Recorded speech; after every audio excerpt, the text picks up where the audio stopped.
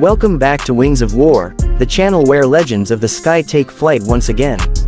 Today, we journey back to the Pacific skies of World War II, a brutal arena of fire, courage, and innovation. Amidst the thunder of engines and the screams of diving aircraft, one machine rose to dominance. Feared by its enemies and beloved by its pilots, it was more than just an aircraft, it was America's sword in the air.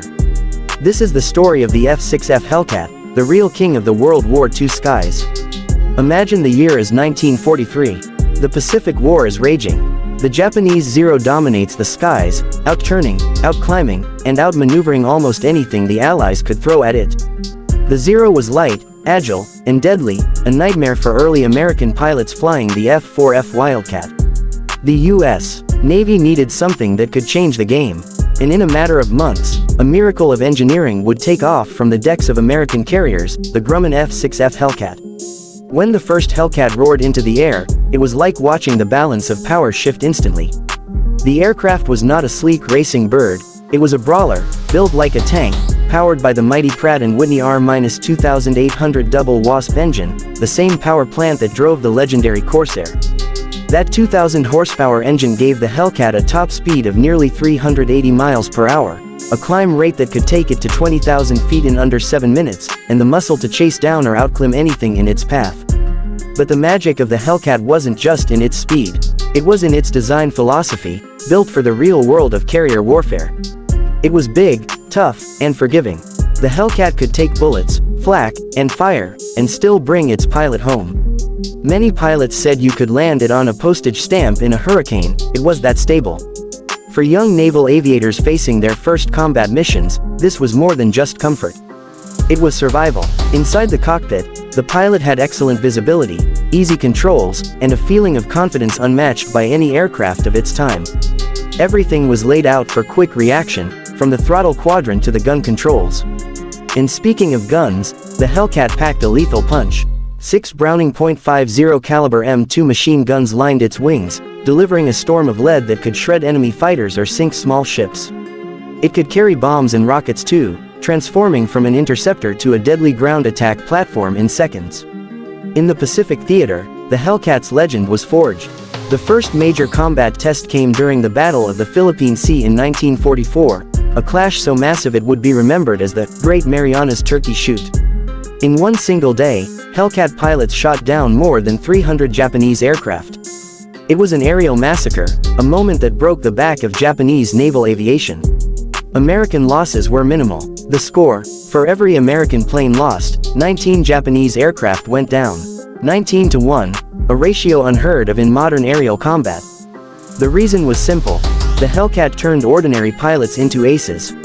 Many of its pilots had little combat experience before their first missions, yet the Hellcat's forgiving handling and raw power gave them a fighting chance, and they used it. By the end of the war, the F-6F Hellcat would claim more than 5,200 enemy aircraft destroyed in air-to-air combat, the highest kill record of any Allied fighter in the Pacific. It was responsible for 75% of all U.S.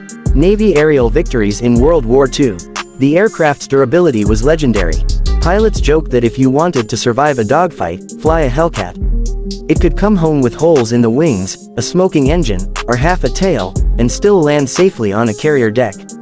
In one famous case, a Hellcat pilot returned to his ship with 200 bullet holes, no flaps, and half his control cables shot away. The plane still landed. When the crew examined it, they found shrapnel lodged everywhere, except the cockpit.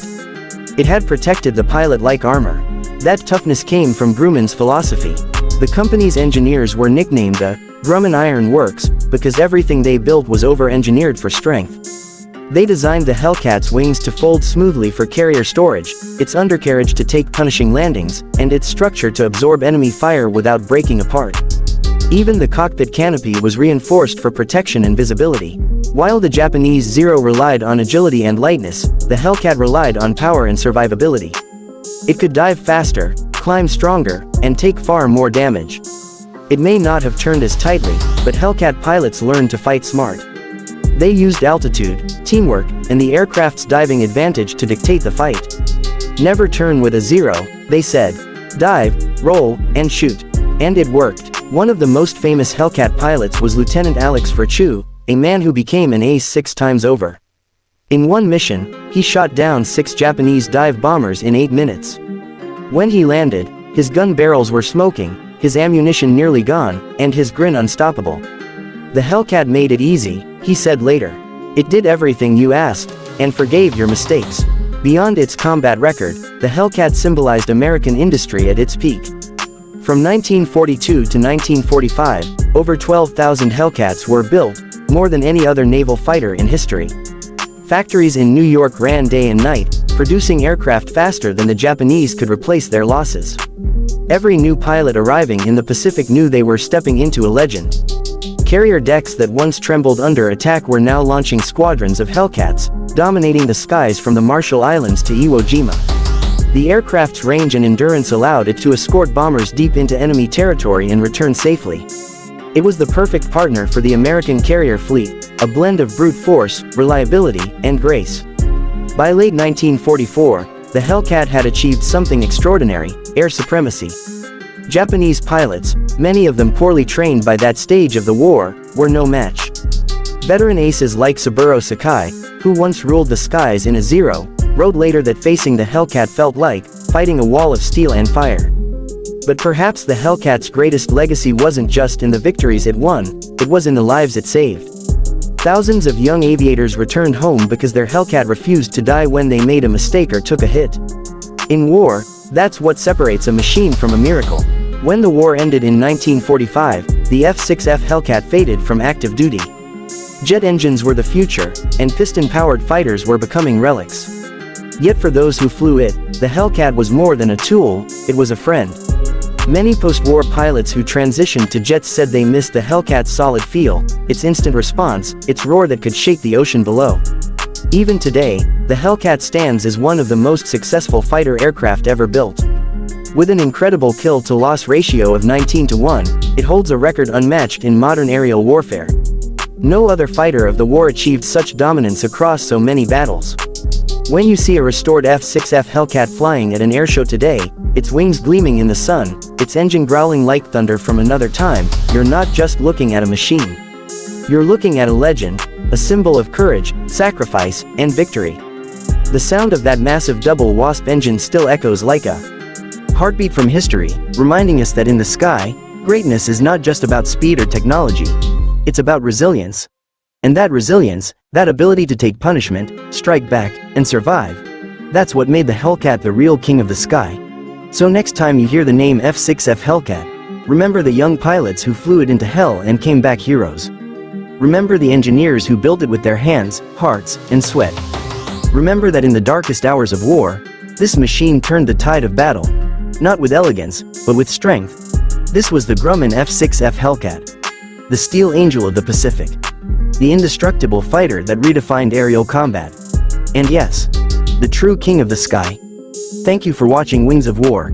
If you felt the roar of history through this story, make sure to hit the like button, subscribe, and turn on notifications, because every week we bring another legend to life. From the deserts of North Africa to the icy skies of Korea, the wings of war never stop flying. Until next time, keep your eyes on the horizon and your spirit in the clouds. This is Wings of War, signing off.